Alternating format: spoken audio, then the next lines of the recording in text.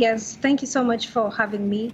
One of the really most important reasons why the leaders need to begin paying so much attention to Africa is because despite having least contributed to the crisis, Africa is the continent that has to bear the worst impacts of the climate crisis.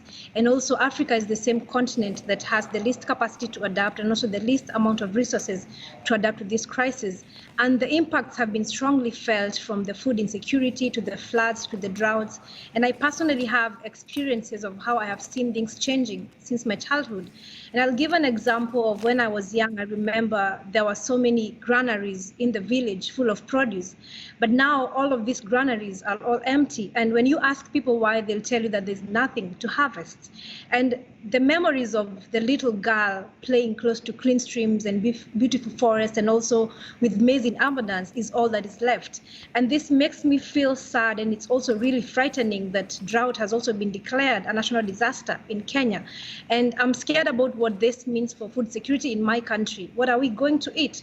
So I think it's really important that leaders begin to pay attention to Africa, because despite also having faced the worst challenges, Africa also offers solutions to the climate crisis, but still continues to be ignored in the global climate conversation. Okay, we'll find out what those solutions are in a moment, but Ola, I want to get the picture from you, from what you're seeing and experiencing in Nigeria.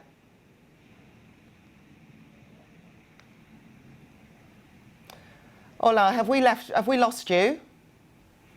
Okay, that's fine, that's fine. We'll try to get her back, because obviously we want to hear from both our guests this evening. Elizabeth, I'm going to come back to you. Who was in the audience? Because obviously you're in Milan. Were the people who needed to be listening to what you had to say or what the speakers had to say, were they there? So the forum has mostly had young people, and that's over 400 young people from all around the world. And we really hope that someone was listening, because the leaders were not here. But I know at the end of the Youth4Climate Driving Ambition, we are supposed to present our outcomes to the ministers on the 30th. But we really hope that we are going to be listened to, because many other times we have really been speaking up in similar forums and trying to ask for real urgent action. But what we get in return is the promises, the pledges and commitments. But that is not enough if they are not in any way reflecting in what is changing right now in countries. Why do you think then they speak the speak but they don't actually walk the walk, Elizabeth? What is it? Is it just for them to look good? I think it's just that they are not concerned about how they will leave this planet for the next generations. And I would also want to say they are selfish, because anyone who does not care about how they will leave this planet for the next generations is definitely not being a good steward. And not being a good steward means that you are being selfish. You're only doing things right now because they are not going to affect you in the future. So I think it's time that we begin to be more responsible about how our actions are impacting the planet and how our actions are also impacting the people, because this is a fight about the people that are the most affected by the crisis. Okay, Ola, I think we've got you back. I wonder if you could just confirm there and give... Oh, wonderful. I can see a nod there. That's great. Thank you very much. So I don't know if you can hear what Elizabeth said, but basically she was saying a lot of these leaders are just plain selfish. What's the picture there in Nigeria? Yeah, thank you so much. I agreed with Vanessa and Elizabeth with what they have just said. And initially, I've said that this decade should be a decade of political will, whereby every action counts and there is no action that will be voluntary, because I haven't seen where a voluntary action ever make an action to be completed. And so it is now that we have to start acting, because we have a whole lot to do. What about the commitment of the $100 billion annually for developing countries? And that is why on World Humanitarian Day, we march to ask for what is the fate for developing countries, for them to be able to step up to adapt, because we cannot only just adapt, we also need to mitigate the impact of climate change, because while we are adapting and yet we are still emitting, it's like no work done. And we have a lot of story of hardship happening currently, and people suffering due to the impact of climate change. Looking at the Lake Chad region, the Madagascar, where climate change is leading to food insecurity, and in Lake Chad, where climate change is leading to armed conflict. Ola, what I'm hearing from you is that we need to make people accountable. We need to make these leaders accountable. If I understand correctly, that's what you're saying, because they're just getting away with it. So if you had the choice to sit down next to somebody, who would it be and what would you demand of them?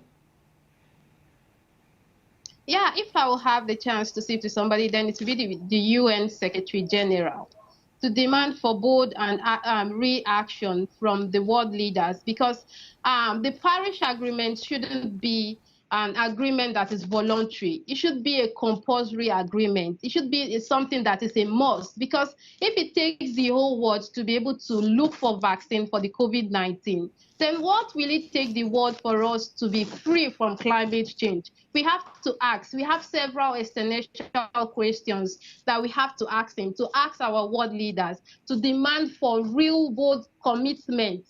Because we have several commitments, but none of these commitments has been done. It's not even up to the level of what the reality of the climate change crisis currently. So we don't want more commitment. We want more action, more reaction, to see that we are stepping up action, because climate change is not taking a break anytime soon. And we have to step up action in meeting all of our demands, in making climate action a reality. Okay.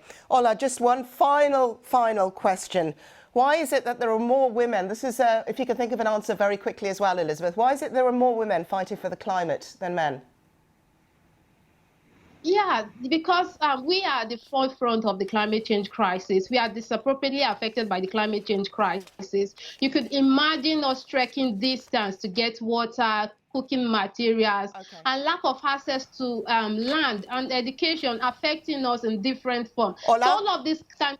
Ola, thank you very much. Thank you. Like you said, disproportionately affected. Elizabeth, final question to you. Same question, please, very quickly.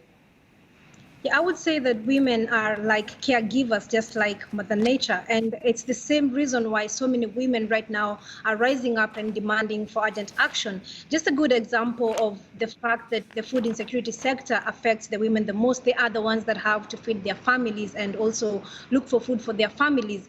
And right now, maybe a lot of people might wonder, why is it that I should be concerned about challenges of food insecurity in Africa?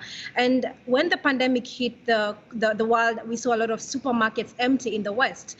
And it is important to note that a lot of the food that is in those supermarkets is grown in countries like mine, and the crops are failing right now. It is the women who really contribute to much of this in terms of growing the food. Elizabeth, so Elizabeth, I'm so sorry to interrupt you. I really do apologise. We've just run out of time. Elizabeth Wathuti and Oladosu Adenike, thank you very much and fantastic work. Good luck.